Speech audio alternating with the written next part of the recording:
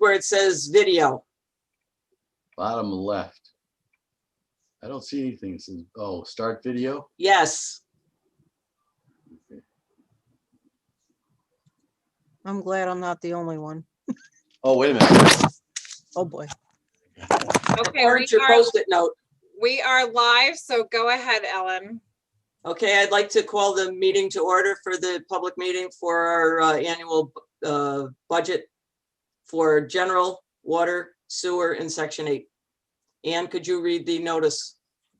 The village budget hearings for the proposed budgets for the general fund, water fund, sewer fund, and Section 8 fund for fiscal year 2021 through 2022 will be held virtually on Wednesday, April 7th, 2021 at 5 p.m. The meeting can be viewed via live stream through the village website at villageofgreenisland.com/village. If you're interested in reviewing the proposed budgets, please call the village office at 518-273-2201, and a copy will be provided. Please submit questions and/or comments pertaining to the proposed budgets to Maggie Alex at villageofgreenisland.com by 4:30 p.m. on Wednesday, April 7th. The notice is dated March 29th, 2021.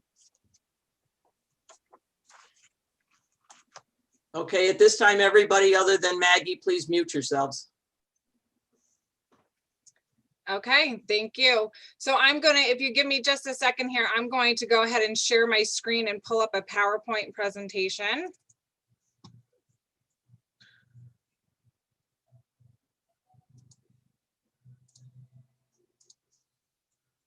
Okay, and just a thumbs up that everyone can see that.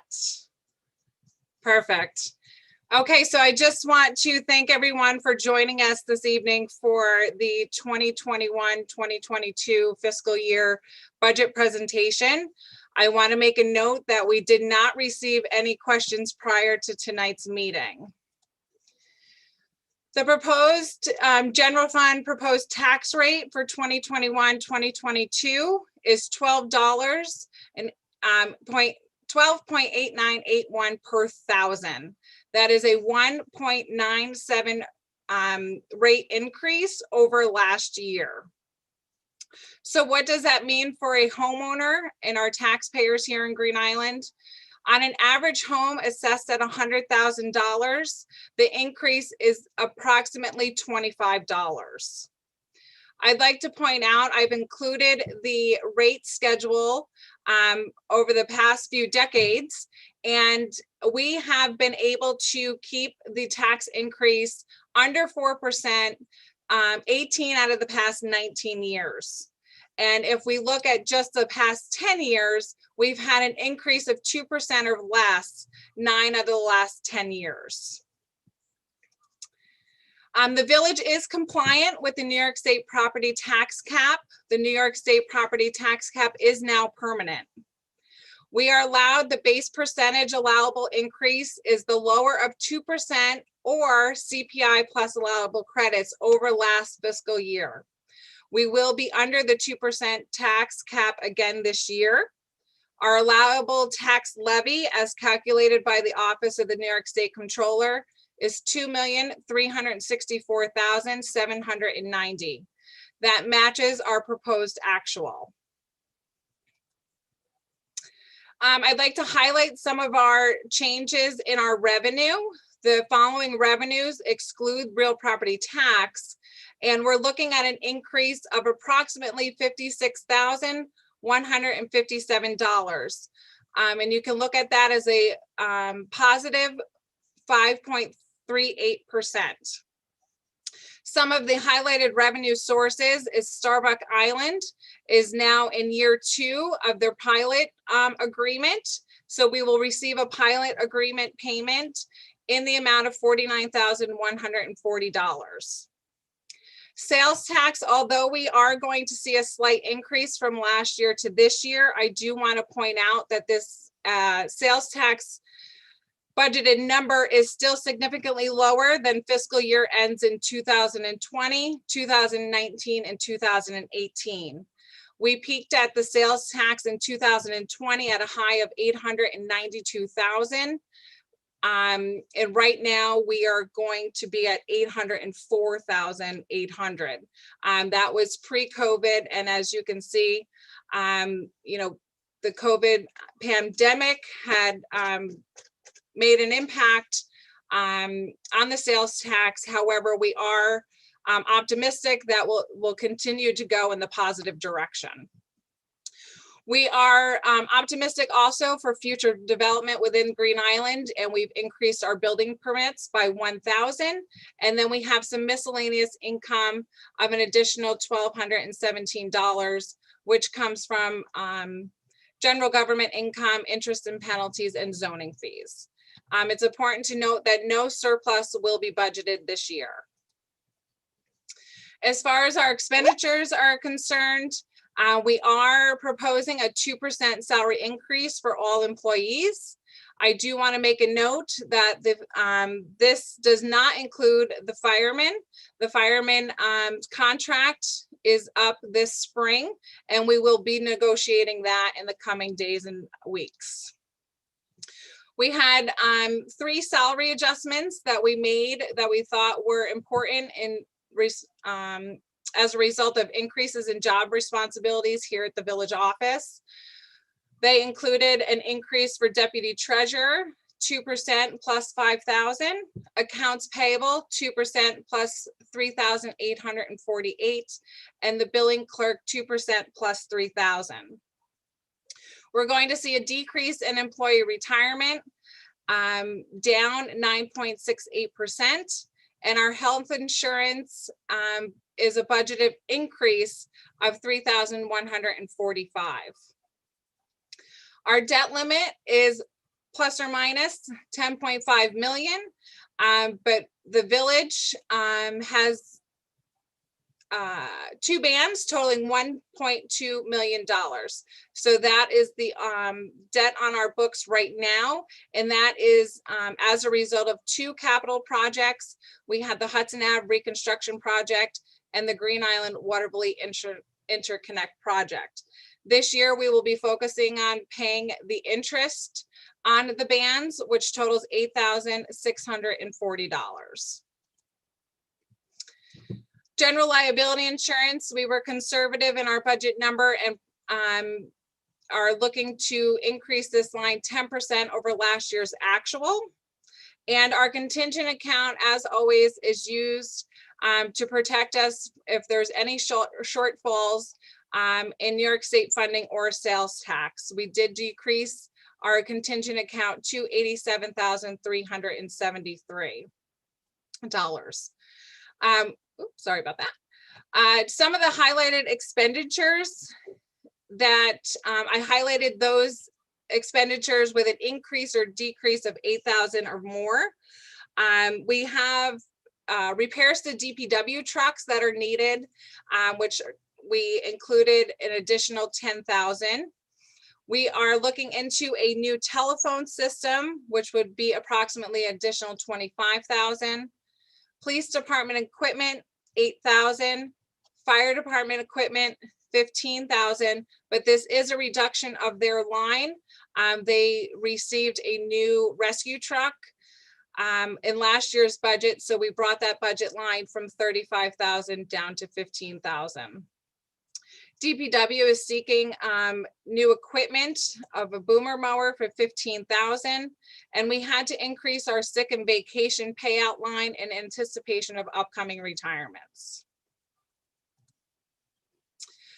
I'd like to point out that Green Island Shared Services, these are efforts that have been made over the course of the years, and we continue to do so to save costs. We have our dispatch services, which is an annual savings of approximately $60,000. And we've been in that partnership with Albany County now for approximately 6 years. We share the part-time assessor's position with the town. So the salary for the part-time assessor is split between the two. Our sewer and stormwater management with our partnerships with the Albany Pools Community and the MS4 Stormwater Coalition of Albany County has a total savings of over 500,000 since its incorporation. We have memorandums of understanding or MOUs with Cohoes, Watervliet, Troy, Manans, Albany County, the Green Island Power Authority, and Heatley School. Emergency management, we've been working even more closely with them this year in response to the COVID-19 emergency. And we are members and participate in the Albany County Consolidation Plan. And we talk in that consortium in regards to health insurance, energy savings, shared personing, and personnel services. I'm going to go right into the water fund. The most important thing here is there will be no increase this year. We did have to make slight adjustments to some salaries in anticipation of upcoming retirements. We also evaluated the hourly rate schedule for the employees within the department and did find some inequities. Some rates were below or close to the minimum wage requirements. Therefore, we adjusted those rates accordingly. It was approximately $1 increase per position. Our source of supply contractual line is the line that we use when we have to go on Cohoes or Watervliet Water. So in anticipation of needing to do that, we added $60,000. As always, with the growing infrastructure, the aging infrastructure, and we're always looking for and interested in grant funding for those projects.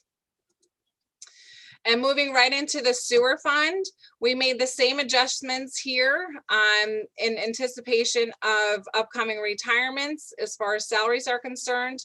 And again, there will be no rate increase. The sewer fund is mostly driven from flow from Lidl and our mandated CSO implementations. The CSO credits are deposited in our account. However, they are earmarked for future projects within the Albany Pools Consortium. And again, similar to the water department, the sewer infrastructure is aging, and we're always looking and interested in grant funding pertaining to sewer and water. I think the biggest question that may be on the minds of many individuals, not only residents, but region-wide and statewide, is what are municipalities going to do with their stimulus money? So the question here is, what will the village do? And we have a lot of unanswered questions in regards to stimulus money. However, the village will continue to monitor the status of the stimulus money. It was recently reported that the village will get $287,000 over the course of 2 years. What we still don't know is when we will get that money, how much money we'll actually get, how much of it has to be split with the town, and will there be any restrictions or regulations on how we can use it. The village intends to use the stimulus money and grant proceeds to pay down bans and debt accrued from capital improvement projects. As always, please contact myself or Michelle Bourgeois, Deputy Treasurer, if anyone has any questions. We're available Monday through Friday at the village office, and we've provided our email and phone number contact information here. So what I'm going to do is bring everyone back. If anyone has any questions at this point, you can either use the raise hand feature, or you can enter a question in the chat box, and I'd be happy to answer any questions. Mayor McNulty? I don't have any questions. I just want to say thank you to you and Michelle for the great job that you both did on putting this whole budget, all these budgets together this year. You've done a stellar job, and we do appreciate all your efforts. Thank you. And I just want to commend the department heads and the management team for being very conservative this year and, you know, helping us put forth this budget this year. It was certainly trying times, but it was a team effort. So we appreciate everyone's guidance and support on this. So if there are no questions, I'm going to head and close the meeting, or do I turn it back over to you, Ellen? That's all we have for this evening. The presentation will be available on our YouTube channel and the website. If anyone, takes a deeper look and has questions, certainly reach out to us. If there are no further questions or comments, I'd make a motion to close the meeting.